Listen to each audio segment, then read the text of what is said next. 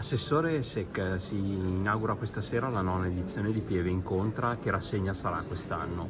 Quest'anno sarà una rassegna tutta al femminile e inizieremo questa sera con Pega Musiepur, appunto un ospite d'eccezione che ci racconterà il momento storico in cui che stiamo vivendo, e sarà un'opportunità per tutta la cittadinanza di confrontarsi, di confronto per quanto riguarda quello che è i temi, diciamo, legati alla guerra in Medio Oriente, ma anche temi come il fatto dell'emancipazione della donna e di deviare da quelle che sono le discriminazioni di razza, di genere, piuttosto che appunto di religione. E sarà un'occasione proprio per aprire gli occhi e avere un momento di confronto.